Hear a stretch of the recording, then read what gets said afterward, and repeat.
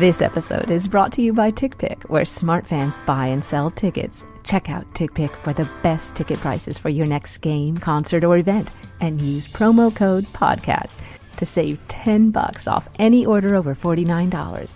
That's TickPick.com. Promo code PODCAST. Today, we are reacting to the Broncos' second loss of the season. What went wrong against the Giants, and how can the Broncos fix it? Jake Marsing is going to join us to break it all down. You are listening to the Huddle Up Podcast.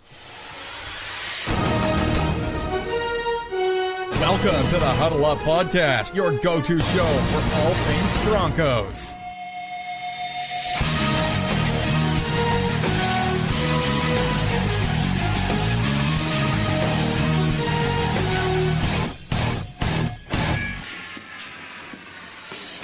Welcome in, everybody, to the Huddle Up Podcast, presented by Mile High Huddle. It's time to drop some knowledge. I'm your host, Chad Jensen, Scout Media, CBS Sports Digital. With me, Will Keys, editor and writer at Mile High Huddle. Will, I was wondering if you know a good psychiatrist, maybe someone experienced and versed in the professional athlete game, somebody we can get on the Brandon McManus case, kind of help to mitigate some of this neurosis. I don't know if there's a psychiatrist in the greater Denver area that is that good at their job to where they could fix Brandon McManus basically missing the uprights by a good 15 yards. It makes me think of the whole just a bit outside thing from Major League. So that's really what it was. That's funny you should say that, because I was actually watching Major League the other day. I think it's one of the best sports movies of all time, to say nothing of the fact that it's a comedy. But yeah, I mean, McManus, absolutely off the rails. And we have a lot to get to today, including our guest, Jake Marsing. But first, we want to say thank you to our sponsor, MyBookie.net.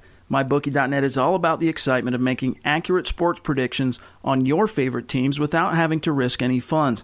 Totally recreational. There's all kinds of prizes. In today's climate, the fantasy industries have made watching football so much more interesting by raising the stakes. So go to mybookie.net and compete for great prizes totally free. Now we're here, the Huddle Up Podcast, to give you a deep dive on your favorite team, the Denver Broncos, each and every week, and we need your help. Take some time, if you haven't done it, and go to iTunes and leave a creative review. Make sure you rate the show, or if you're an Android user, do it on Stitcher. It's a big, big help for us growing and reaching new listeners. And, of course, we love to hear your feedback. Follow the show on Twitter, at HuddleUpPod, and, of course, at Mile High Huddle. And if you're not, take a second and make sure you've liked Mile High Huddle on Facebook, because after each game, our friend Nick Kendall does a Facebook Live from Mile High Huddle. It takes 15, 20 minutes, answers your questions, shares kind of some immediate reactions off the cuff, and you don't want to miss that. From now until who knows when the Broncos season is going to end. Maybe it's January, maybe it's February, we'll see. But we're going to be dropping knowledge several times a week, and you're not going to want to miss a single episode. Well, let's get down to the nitty-gritty. The Broncos dropped one at home to the previously winless Giants, 23-10.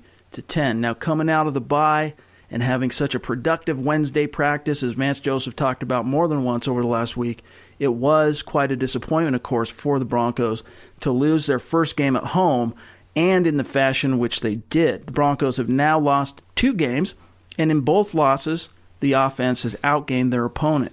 In Week 6, the Broncos put up 412 total yards to the Giants' 266. Now, in fairness, a lot of those yards were in garbage time, but Denver had 13 possessions to New York's 11. The Giants barely controlled the time of possession battle, and I'm talking by about a minute margin. And we could go down the list and across the board, but the biggest points really of demarcation, I think, for the Broncos, comparing them to the Giants, were their ability to, their inability to rush the ball, and of course the turnovers. And does that surprise anyone? I mean, more often than not, the team that turns the ball over the most is going to lose the game. New York inexplicably rushed for 146 yards as a team against the best run defense in the NFL. Eli Manning and company, they didn't turn the ball over. Meanwhile, the Broncos offense could only muster 46 yards on the ground while turning it over 3 different times, including a pick 6, which really added to that margin which made it so much harder for the Broncos to close it late in the game. Now, we'll go through, break this whole thing down, especially we want to talk a lot about the quarterback position and what's going on with Trevor Siemian. We're going to do that with Jake Marsing. But first, Will, it simply wasn't a winning formula for the Broncos. And to come out so flat out of the bye, I mean, what are the implications of that? Because traditionally, Will, the Broncos have an excellent record coming out of the bye, but this time they crapped the proverbial bed. They did indeed. The bed has been soiled. And, before that Buffalo game, I can't say I was particularly surprised that they lost, just because you could kind of see it from a mile away that it was a trap game. But, man, I really expected them to win this game and to win it, maybe not blow them out like they should have, but, at least win comfortably by a couple of scores. And I think just what it goes to show is that when you think it's going to be as easy as everybody thought it was, it's just not going to go that way. And that's just the NFL. And if you tell a team for, 7 days that, they don't have any good players left, their locker room is basically on the verge of mutiny, Ben McAdoo's, has 1 foot out the door already in New York. Yeah. And you tell them that they're going up against one of the better teams in the NFL on the road and they just have 0 shot to win, you can expect some professional athletes to take exception to that and come out motivated, and that's what we saw from the Giants. They played like a team that was 0-5 and was hungry for a win, but at the same time they played loose and like they had nothing to lose. And the Broncos played tight. Yep. They played like they had, the expectations of the world on their shoulders because, to put it simply, everyone expected them to win, and there really was no reward had they won. There really was not a job well done. It's just kind of, all right, cool, you did what we expected you to do, move on and beat the Chargers and beat the Chiefs now. So, maybe they got caught looking ahead. Maybe they just couldn't get up for an inferior opponent. And obviously I still do think the Giants are not as good as the Broncos, and if they play 10 times, the Broncos probably win 8. But everything went against them last night, from the offense not working. They couldn't run the ball. Brandon McManus couldn't hit the broadside of a barn. The defense inexplicably got gashed by Orleans Darkwa, which, I didn't expect to say after they controlled guys like Ezekiel Elliott and LaShawn McCoy, but that's the reality. Well, the thing for me now is, do we really have the right to consider the Broncos to be a quote unquote good team? I mean, yeah, they're 3-2, but they've lost 2 games. Their only 2 losses of the season were in games that they were favored to win. And the good teams in the NFL, I mean, I hate to burst anyone's bubble out there, but the good teams in the NFL do not lose those games. And as you said, Will, I mean, there is an odd kind of pressure. And in fact, if you go back and watch America's game for the 1998 Denver Broncos, the second Super Bowl, where they beat the Atlanta Falcons, Mark Schlereth takes some time to kind of talk about that same dynamic that you illuminated there, in that by the time they got to the Super Bowl against the Falcons, there was such a sense of obligation and duty to handle their business that it was like it created its own kind of pressure. And, of course, the Broncos came out in that game and easily handled the Falcons. But for a team that maybe lacked leadership here or there or whatever it could have been enough to cost them a back-to-back world championship. So with the Broncos in this case, I think what's happening is 2 things. One, as you say, this pressure is building up when they get favored, because you go on the road and you get favored by 3 points. That's like being favored by 11 at home, as they were, whatever it was, against the Giants. And that creates its own pressure. And then on top of that, both these teams they've lost to, the Bills took great exception and great offense to having a road team come in and be favored in their own house. And then, of course, as you talked about the Giants, all the disrespect they were getting for being an 0-for team heading into Week 6, it all conspired to backfire on the Broncos. And really what I'm getting at here is I'm not so sure, Will, at this point. I mean, the Broncos have a lot of good players. They have several elite players. But I'm not so sure we can still consider the Broncos to be one of the good teams in the NFL. Yeah, I mean, I can see your point. I do think they're still an above-average team that is, for the time being, inconsistent, because they got up for the good teams. They got up for Dallas and the Raiders, who I still think are, although they've hit a rough patch that's probably worse than the Broncos, they were able to get up for games that meant a little bit more. Yeah. Not that every game shouldn't matter, but clearly some games carry a little more magnitude. And I don't know, you have to look at, Vance Joseph coming off of a bye, because we always talk about how well Andy Reid does off of a bye and how he never loses when he gets 2 weeks to prepare. But we don't quite know what Vance Joseph's identity as a coach is right now, and we don't know how he's gonna navigate some troubled waters for the Broncos, and that's really what they're going through right now. So we'll see if he comes out on the other side. But they've got a tough schedule. They're going to be on the road for most of the season now, just because I don't know, the schedule was not very favorable to begin with, and now that they've exhausted 4 of their home games, which is already half of the schedule in their first 5 games, and they've already past their bye week, the schedule's not doing them any favors. So, I think they're a good team, but I don't know if they end up showing it, and I don't know if that comes to fruition necessarily. Well, but you did hit on the one thing that should give Broncos fans some hope, and that is on the games that, they all matter, right? Let's face it, each one of these games matter, of course, but on the games that the Broncos really had to get their dander up, they came through, and they came through big, especially against the Cowboys. Week 1 against beating a divisional opponent. Week 4 beating another divisional opponent. So, that's the good thing to take away from the Broncos as they are now. But as you say, Will, they're heading down the war of attrition. 3 of their next 4 games, including 3 straight, are on the road, and then it really doesn't get much easier from there. So it'll be interesting to see how this thing shakes out. Now, we want to take a step back and really focus on the offense. We want to focus on the quarterback position. We want to help us do that, welcome in former Broncos beat writer, now working for SportandStory.com, and Bo Mattingly down in Fayetteville, Arkansas, the one and only Jake Marsing. And many listeners, of course, will remember Jake from the year or so he spent with us at Mile High Huddle, and, of course, the short-lived In the Huddle podcast we did together. He's still as plugged in as anybody, though, as to what's going on at Dove Valley, so we're happy to have him. Jake, welcome, my friend. What's good? Chad, it is good to talk to you again. Will, good to talk to you for the first time. Always happy to be involved with a Mile High Huddle property. I owe that property quite a bit, so I'm always happy to talk to you guys. Let's start with this question for you, Jake. How thin, in your mind, is the ice Trevor Siemian is currently standing on right now with the Broncos? I don't know how thin it is. There's a lot of anxiety right now, I think, is the answer. But I don't know, practically speaking, how thin that ice is, because it's not like the Broncos have a whole lot of other options unless they wanted to turn to somebody. Unless they wanted to turn to Brock and ride that roller coaster, or if they wanted to, kind of expedite the healing process of their first-round pick Paxton Lynch. I don't know what other options Denver has.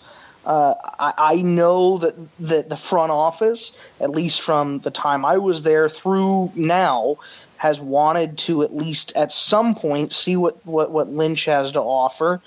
But Siemian I don't think Siemian has done enough at this point to really warrant them to seriously consider changing. I think there are a lot of issues that team has right now outside of Trevor Siemian. And Chad, I've never been a Trevor Siemian defender. I think the guy has a lot of issues. But from the team's perspective, I think they view Trevor as really their best option.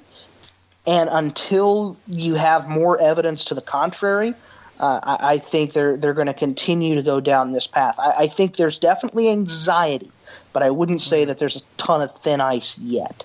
I think you're pretty much on point with that, just because if you look at the things that Trevor Siemian isn't doing very well right now, which is not getting the ball out quickly and kind of bailing out a little bit too early. And from what we saw from Paxton Lynch in the preseason, he hasn't necessarily been the quickest decision maker. Oh, Lord. So I kind of shudder. I know Paxton Lynch is infinitely more mobile than Trevor Siemian at this point, and he can probably make a few more things happen as far as ducking defenders in the backfield and scrambling out a little bit more. But I don't know that the offensive problems go away when you make the switch from Trevor Siemian to Paxton Lynch or even Brock Osweiler for that matter.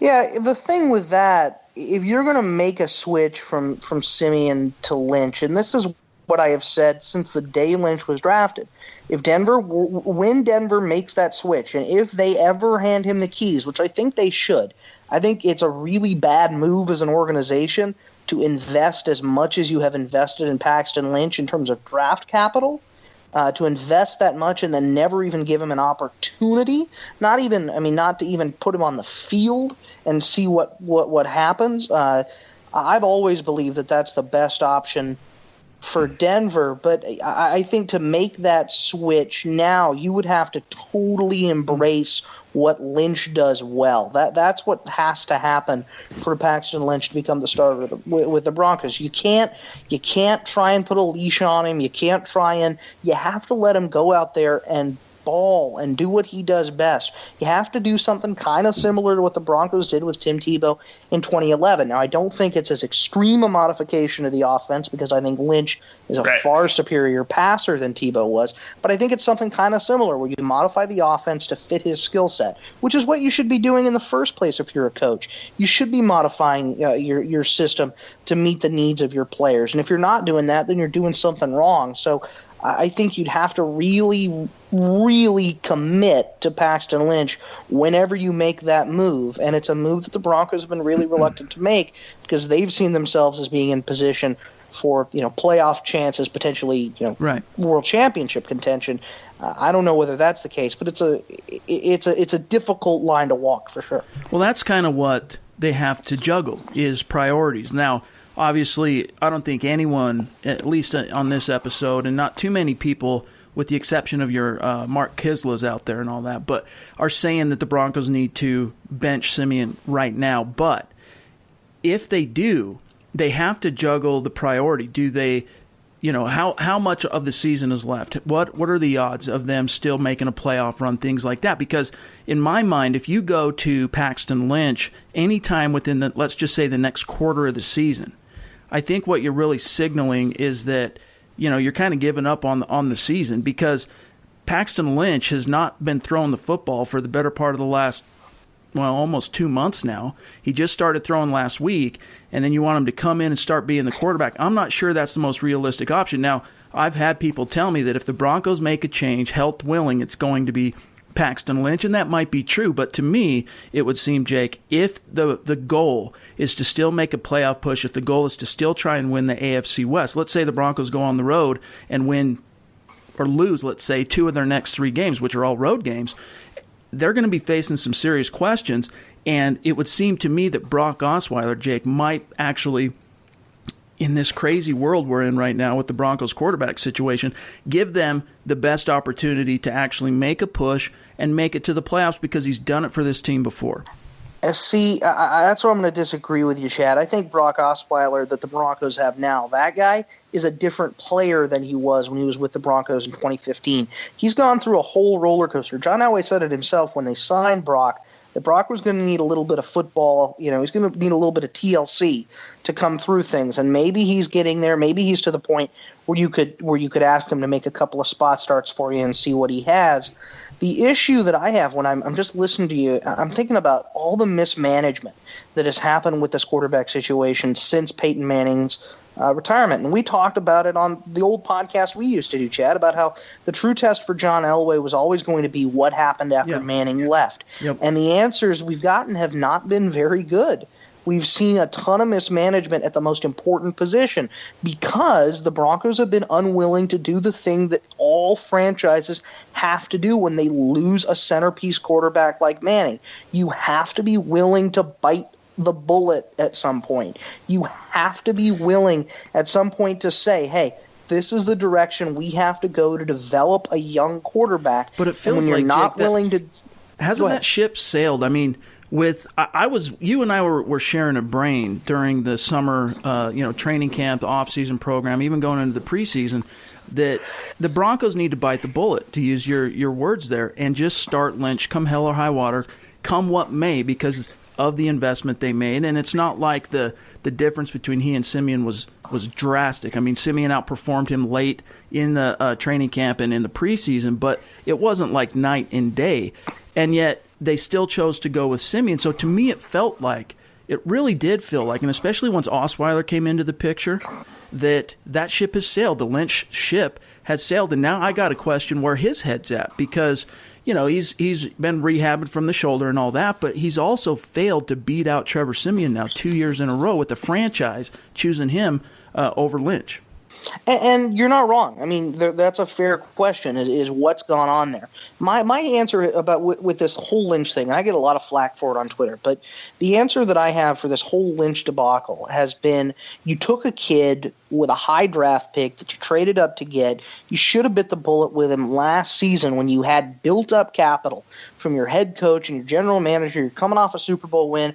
We're going to start the young kid, and that's extraordinarily difficult to do. I don't necessarily blame the Broncos for not making that decision. But this year you had to make that decision, and you didn't do it. And now you're stuck in a situation where nobody in the fan base trusts the guy that they should trust to take over this job. The fan base should be shouting and screaming for the first round draft pick quarterback that you have on your roster. But they're not. And I don't think it's really got a ton to do with what Lynch has done on the field. You look at Lynch's tape, it's not great all the time. He's slow to make decisions. He definitely has a processing issue, but I think a lot of that just has to do with him thinking all the time and him trying to the systems he's been in, trying to put him on a leash. The best tape just needs reps. The only way he's ever going to get better, the only way he's going to get past that thinking stage is to play.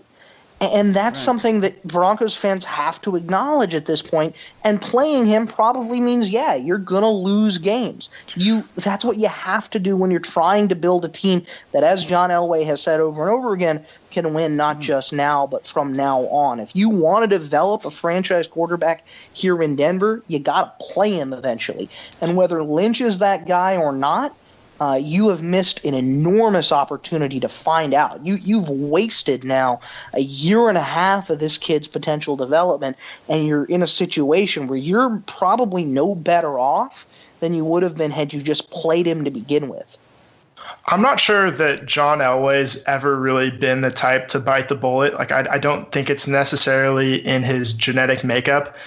I think if he had bit the bullet earlier, like in for example, the 2011 season, we would have seen Kyle Orton for a full season, and Tim Tebow would have been riding the bench until his contract ran up, and the Broncos might be stuck with RG3 at this point. But I don't know if that's necessarily in him. I don't know if he has it in him to purposely say, all right, we're going to take this season off, so to speak. Not necessarily that they're trying to lose games, but they're trying to find out what they have in this roster, especially on the offensive side, and kind of build for the future. I don't know if that's ever been the plan necessarily. And I understand why fans and the organization wouldn't want it to be the plan. It's their job to win football games. But when you're trying to build a team in the NFL, a salary cap sport, you have to find out what your assets are worth. It's the same thing that it is in business. The Broncos right now have an asset that's been sitting on the bench for a year and a half, who has done the word I was getting over the summer was that it was mixed reviews, but many positive. Right. Many positive reviews from people who were telling me that he had improved in a lot of areas, that they liked what he'd seen. Players I talked to said that it was night and day between the first year and the second year, that he'd really grown. And then he comes into camp, and it's just not there in a lot of ways. And I think part of that goes back to the reps issue, and it goes back to maybe this idea that you got a kid who might not be much of a practice player. And this happens sometimes. It does. The best tape that the Broncos have had at quarterback, that they had at quarterback last season. I can't speak to this season because I'm not covering the team full time. I haven't broken down the tape like I did last year. But the best tape that they got all of last season at the quarterback position was Paxton Lynch's tape out of the Tampa game, when they let him play and they let him go. And they saw what happened. He's got crazy physical skills. When you let him use them, he can potentially do it. Now, to the issue of whether John Elway wants to bite the bullet or not, that's his job. It's his job to develop a roster that can sustain success. If 1 year of 5-11 or 6-10 means 10 years of 11-5, 12-4, you take it. It's the same thing that the Indianapolis Colts did with Peyton Manning. Same thing that has happened that the Broncos did with John Elway in '83, even though they made the playoffs his rookie season. It's what you have to do if you want to develop players. The only way for players to learn is to play the game. And Lynch hasn't played the game, especially first-rounders, yes, and especially a kid like Paxton Lynch, who is coming out of a system at Memphis that is so radically different from any NFL system. It's like trying the analogy. I'm trying to remember the analogy I used last season. I think it's like trying to teach an English speaker to learn fluent Italian very quickly. It's a whole new language, and you can't blame him if he's having some issues when he's not actually getting the opportunity or the investment from the coaching staff. Because let's be honest, it's not like the coaching staff of the Denver Broncos is spending a ton of time with Paxton Lynch right now. It's not like they have a tutor assigned to him every single day to work on him like maybe you would if you were your starting quarterback, because they're focused on winning games as a coaching staff. That's their job. That's what they care about. That's how they keep their paychecks. It's their job to win games. It's the organization's job to think long term. So John Elway may not want to bite the bullet, but he should have, and he should now, sooner rather than later, in my opinion, before we get there. Now, are they at the point where that's going to happen? I don't think so. I think they're going to ride this Siemian train all the way to the bitter end. But I think that's where they're at right now. Well, since Siemian is still, of course, the quarterback, let's back up and focus a little bit more of our analysis on him. He's coming off his first 300-yard passing game of the year, finishing with 376 against the Giants. But, of course, he threw those two terrible picks, one of which was returned for a touchdown by Janoris Jenkins. The Broncos, Jake, did not find the end zone until garbage time, basically, with Siemian connecting with Jeff Heuerman, who got his first career touchdown reception, by the way. I know maybe you're not studying it as much as, the last couple of years, but from what you've seen with Trevor Siemian, what's the biggest issue facing him right now? Well, I mean, he's improved in a lot of areas, and you saw it early in the season especially. He improved in his ability to be a whole field reader. Last season, so much of my issue with Siemian was that he really was only reading one side of the field, or he was going to the place that the play was designed to go. You would see it on tape. Maybe his first read is a flare out in the flat, so he'll stay on the flare out in the flat, even though he's got Demaryius Thomas open in the middle of the field on an in route for a first down or what have you. And there were plays like that, and there continue to be plays like that, where he just doesn't have the kind of perception of the field. He doesn't have the field vision that you'd want out of your quarterback. He also doesn't have a ton of pocket presence.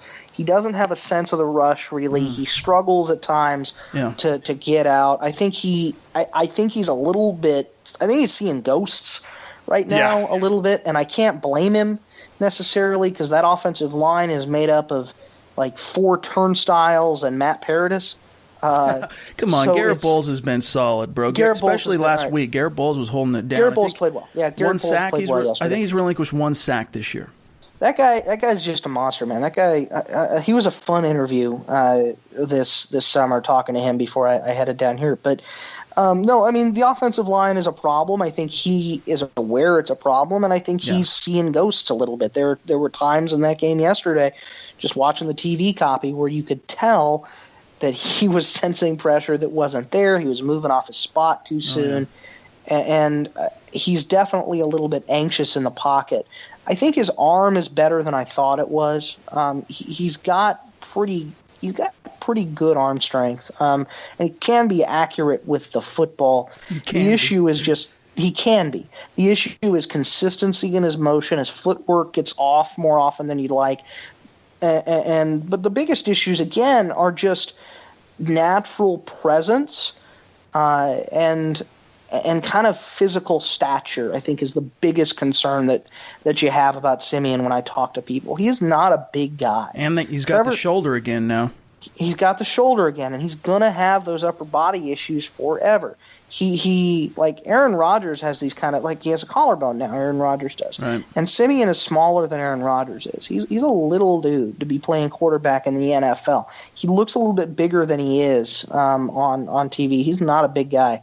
And he's going to continue to have durability issues throughout his career. So that's why I look at Trevor Siemian, and so many people in the scouting community too look at Trevor Siemian as a guy who, is probably a high-end backup long-term in the NFL. And that's a guy that the Broncos probably can't invest in. Can can invest in long term. So he has a few primary issues: pocket presence, footwork, and durability are the three biggest things I look at with Siemian as being long-term issues for him. So just to take the spotlight off of Trevor Siemian for a second, and we talked about Brock Osweiler a little bit earlier, but what are a few things that you thought you might see before you saw Brock Osweiler playing quarterback again for the Denver Broncos in the year 2017? Like for example, like pigs flying or Donald hell Trump, freezing president. over. Yeah, Donald. I was sure.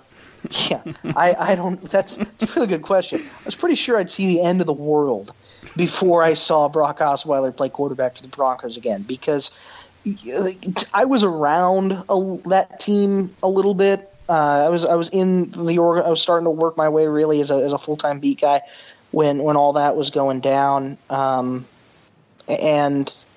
that was ugly.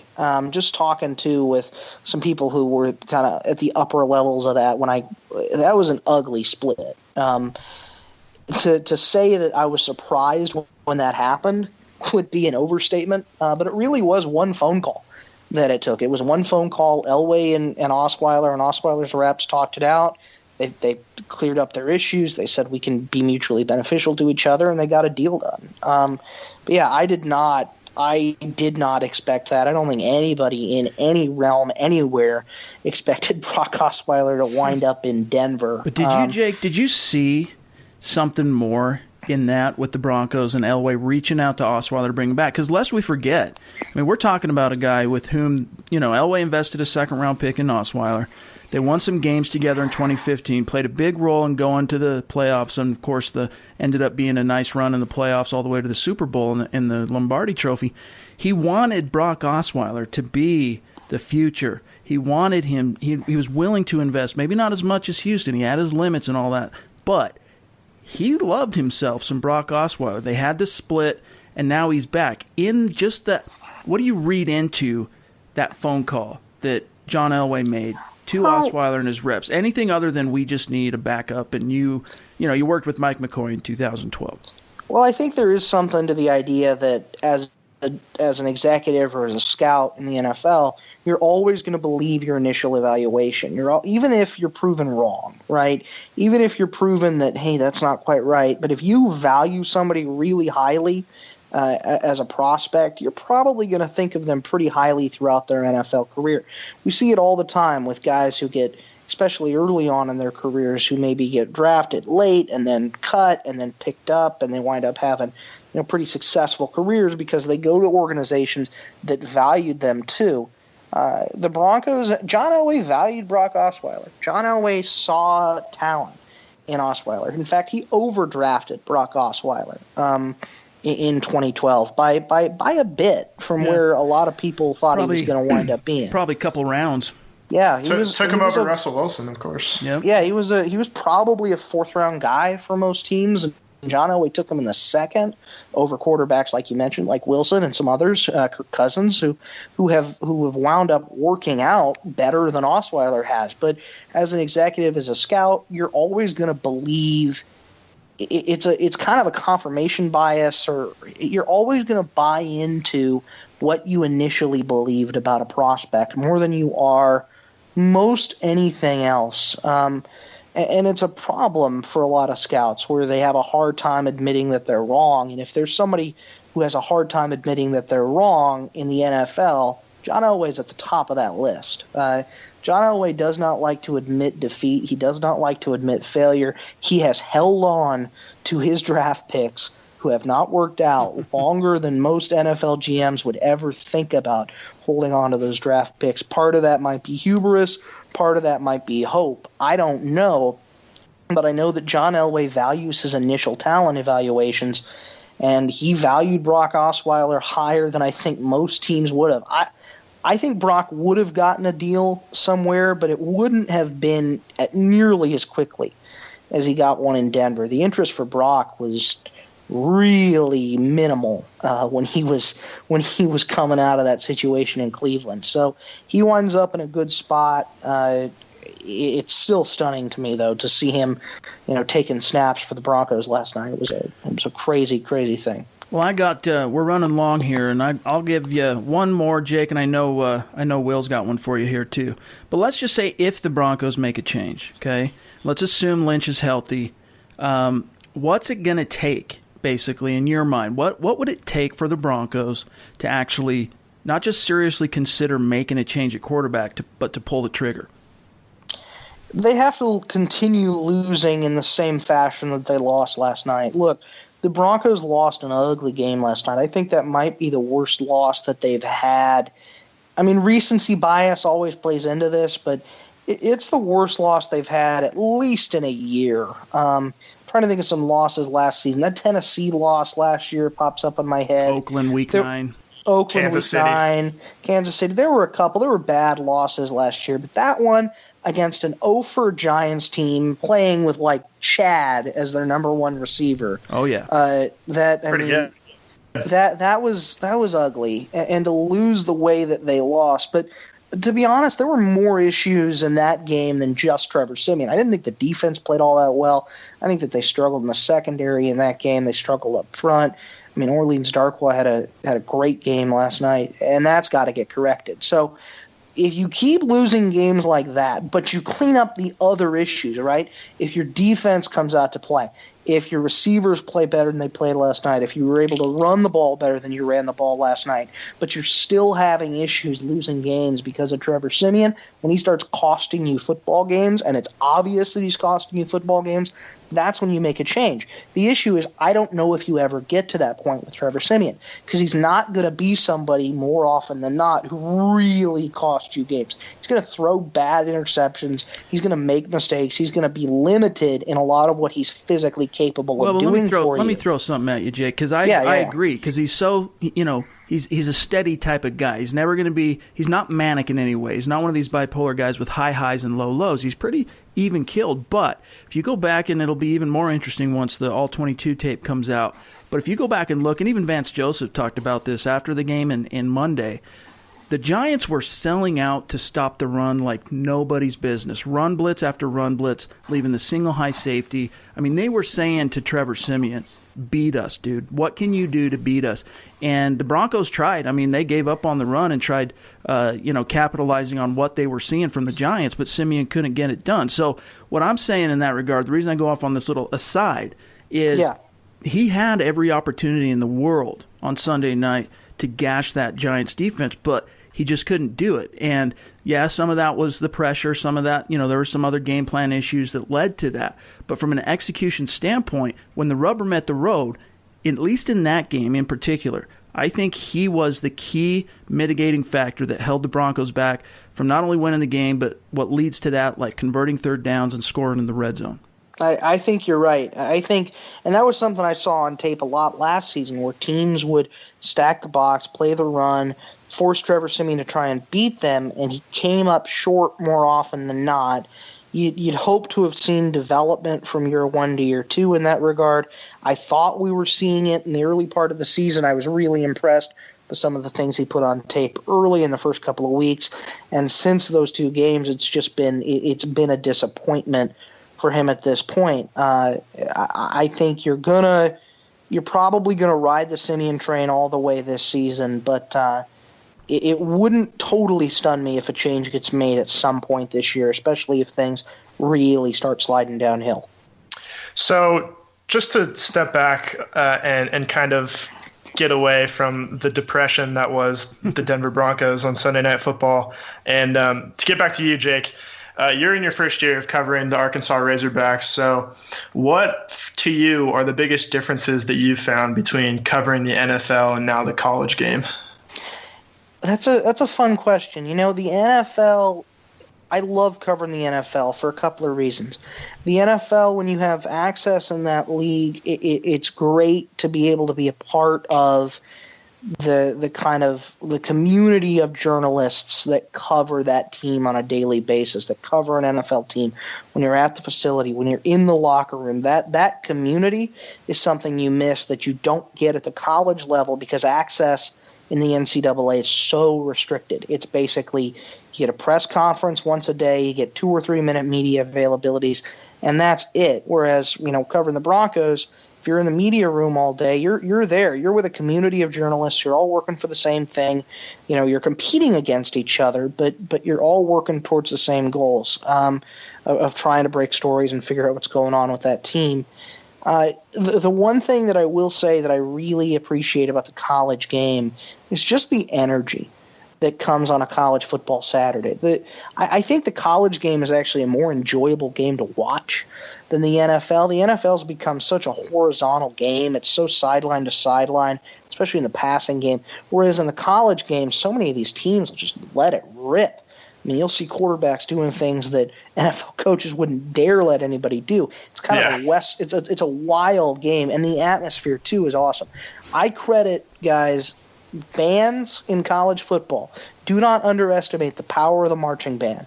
Difference that it's true. I mean, the difference that having that in the building makes to the atmosphere, to the energy of a game, really can't be measured. College football Saturdays are freaking awesome, especially in the SEC, especially, in a place like Arkansas where, the Hogs are the only thing in town. They're not a very good football team this year. Anybody who watched ESPN on Saturday night can tell you that. They got their doors waxed by Alabama. They're probably going to get waxed by Auburn this Saturday. But it's fun. I enjoy it. I miss Denver. I miss covering the Broncos on a day-to-day basis. But I'm making my way down here for sure. Well, very illuminating, good stuff. Make sure you're following Jake on Twitter at Jake D. Marsing. Check out the work he's doing over at sportandstory.com. Jake, my friend, thanks for joining us, dude. Appreciate it, Chad. As always, the boss man himself. Good to talk to you.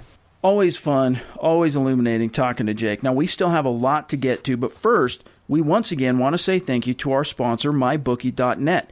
MyBookie is all about the fun and excitement of making accurate predictions on your favorite teams without having to risk any funds. Site members can make picks against real spreads, real lines, and real totals for major sports leagues and associations, as well as college sports, and compete for great prizes courtesy of MyBookie. MyBookie.net is the greatest, most professional, totally free, and most importantly, 100% recreational sports prediction service you can find on the web. Instead of the typical head-to-head challenges and the handicapping contests, MyBookie.net goes beyond the basics, offers members a true betting platform that'll make users feel like they were in a real betting site. MyBookie is not a gambling or a play-for-money site. It's a free sports wagering website built for millions of sports fans to provide them with a platform to participate in picking games and predicting scores and competing for free prizes without risking any hard-earned cash. Just like office pick'em contests, just like fantasy football, MyBookie brings a deeper enjoyment and excitement to watching our favorite teams by increasing the stakes, and it is fun.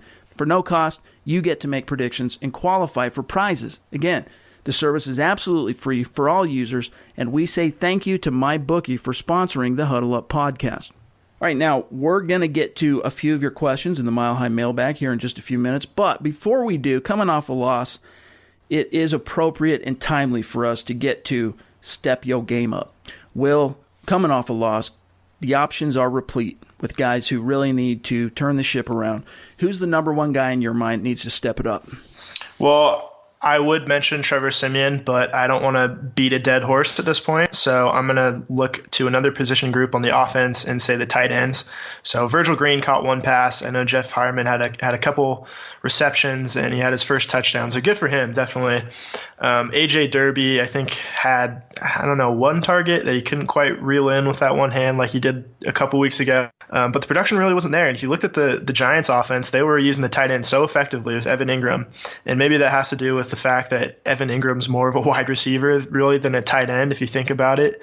And the Broncos were still treating him as a tight end, which is, I think, the source of a lot of their defensive struggles last night. But the Broncos couldn't get a lot of production out of Green, Hireman until garbage time, and then Derby, even though Derby had, a career game against the Raiders a couple weeks ago. So, but to be a little more optimistic, we could be seeing Jake Butt here in a couple of weeks. So he's healthy. He sounds like he's eager and ready to go. And I think, if indeed the Broncos activate him and don't decide to put him on IR after seeing what he looks like on the practice field, I think he could make a little bit of a difference. He's a really good all-around player. He's been compared to Jason Witten, and I think that's something that Trevor Siemian could really use right now. Agreed. I think the tight ends definitely need to step their game up. For me, I'm going to also go to a kind of a collective unit, and I'm going to say the Broncos pass rush. Yeah, Von Miller got himself a sack. Shaq Barrett got himself a sack, and even Adam Gotsis got in on the action a little bit on a coverage sack. But if you look at the Broncos right now, coming out of Week 6, they're tied at 18 in the NFL with just 13 sacks. And to add insult to injury, you look at the takeaways. They're 27th, tied at 27th with just 4. So these are two statistical categories really that go hand in hand, because when you're able to pressure the quarterback, you're going to find strip sacks, you're going to get balls tipped, you're going to get quarterbacks making early and unwise decisions under duress. And that's typically when you see guys like Aqib Talib and Chris Harris Jr. and everyone else in the no-fly zone begin to feast. So I think one of the issues that is facing Joe Woods right now is figuring out how to get more pressure on the quarterback, because they've really started mixing in a lot more zone into their coverage as a means in which to kind of shake things up for opposing quarterbacks, because the Broncos for the previous 2 years were such a predominantly man team that they felt like that could help kind of give them an advantage going into 2017. But the way opposing teams have kind of countered that is they are trying to run the ball, and they're trying to, when they do throw it, they're trying to keep it short so that the pass rush doesn't have enough time to get to the quarterback. You're seeing a lot of three-step drops. You're seeing a lot of out routes and crossing patterns where it's basically just an extended run, which doesn't allow your Von Millers and your Shaq Barretts and everybody to get to the quarterback. But there's a few issues that go into this. But being 18th in sacks and 27th in takeaways, for a defense who is first in total yards still, second against the run, and third against the pass, those are the only two issues really holding them back, I think, this Broncos defense collectively from being absolutely dominant and really getting back to the 2015 form that we've seen some glimpses of early on this season. Now, let's move on. It's that time of the week where we take a peek inside the Mile High Mailbag, because Will and I are your football priests. We're here to offer absolution and answers to your burning Broncos questions. And our first question from today, Will, comes from Donnie Mazzetti on Twitter at DenverDude12. His question: I know you're getting bombarded with questions, but how likely is it Elway pulls off a trade? The O-line is trash, and so is the quarterback situation. Now, we've heard some rumblings about the Broncos looking at a few trade options, and especially on the O-line. We've heard some things, Joe Staley in San Fran. The trade deadline isn't until October 31st, so there's a little bit of time for the front office to figure this thing out. But considering, Will, that Menelik Watson's calf injury is day-to-day, and who knows how long that could extend into considering his history, and then Billy Turner's broken hand, I'd say that the urgency level for the Broncos may have increased a little bit. But how likely is it? If I had to put a number to it, I'd say like 15 to 20% chance maybe that the Broncos execute a trade to bolster the offensive line. But that's just me. Your thoughts, Will, for Donnie? Yeah, I don't think they're making any trades at the quarterback position. I know people, after the way Eli Manning managed the game so efficiently last night, I think people are calling for Elway to just go into the Giants locker room and offer him a platter of second-round picks for the other Manning brother. But how bizarre would that be? It would be very strange. It would be very strange. But I do not think that's going to happen. I think they're going to ride it out with Trevor Siemian, like Jake Marsing talked about. But I think the only target right now is Staley, and it's the only one that makes sense. But John Lynch is, I think, a very shrewd general manager, and he knows that the Broncos have a massive need at right tackle, especially given the two injuries last night to Watson and Turner. So while I do think John Lynch probably owes the Broncos a favor or two after poaching one of their coaches in the offseason. Yeah, and a front office guy. Right. So I think he might want to do John Elway a solid and give him Joe Staley for a mid to late round pick. But at the same time, I don't know if the businessman in John Lynch is willing to concede when the demand is just so ripe at the right tackle position. Good point. Now we move on to Mile High Maniac on Twitter. Question: if Denver benches Siemian, which QB gives them the best chance to win, Paxton Lynch or Brock Osweiler? I mean, for my money right now, in terms of keeping the season alive, it's Brock Osweiler. Now, if Denver gets eliminated from playoff contention, go ahead and throw Lynch in and see what you've got. But it goes back to what we were talking about with Jake earlier in the show, where I just kind of feel like the Paxton Lynch ship, at least for 2017, has sailed so long as the Broncos want to, try and remain competitive. But I've been told I'm wrong by more than one person in the know, so we'll see how that shakes out. But your answer, Will, from Mile High Maniac. Still Siemian for me. Brock Osweiler, just getting a little glimpse at him last night for the first time. And not that I didn't watch him when he was in Houston and Cleveland, but to see him on your team is kind of looking at it through a different lens. And he just looked like a guy that's not the same as the one that we saw in 2015. And he looks less confident and less sure of himself and less decisive. And I tweeted it out kind of as a joke, but it kind of rings true. But he looks like he's lost a step too. Like he's never the most athletic guy, but he could kind of move for a big guy. But now he looks like, and this is what I tweeted out. So take it for what it's worth. But he looks like a guy that just ate a huge bowl of chili and is desperate to find the nearest bathroom. Yeah, crank one out. Yeah. So I don't know. I don't. It's hard for me to look at the three quarterbacks and point to Brock freaking Osweiler and say that he is the guy that gives the Broncos the best chance to win. Well, no, so I think it's Siemian. That's only assuming Siemian gets benched. So if Siemian gets benched, who would you go with? If you're the man making that decision, okay. Who's it going to be, Oz or Lynch? I think for this season, probably Osweiler. I think, Paxton Lynch still isn't ready. And we talked about it, ad nauseum over the offseason, but sometimes guys aren't ready until their third season, and Paxton Lynch kind of fits the mold of that, the perfect example of that guy. So right now, given the experience, Brock Osweiler still has a career winning record in the NFL. He's won a playoff game last year, played decent in the divisional round against the Patriots, just not quite well enough to win, but he's got the experience. So yeah, I'd give it to Osweiler. Jacob, your question of when are we going to realize that Siemian is a solid QB, not a franchise QB, I think we pretty much mined that ground in our conversation with Jake Marsing. So, we'll maybe circle back around to that one a little later in the season if the need arises. But before we get out of here, we want to also say thank you to our sponsor, Audible. Get a free audiobook download and a 30-day free trial at audibletrial.com/huddleup. You get over 180,000 different titles to choose from, whether you're an iPhone user, Android, if you got a Kindle, or even just an MP3 player. It's a great way to support the show, helps keep us going, and you get a free book and 30 days to check it out and try it. If you don't like it, you get to cancel.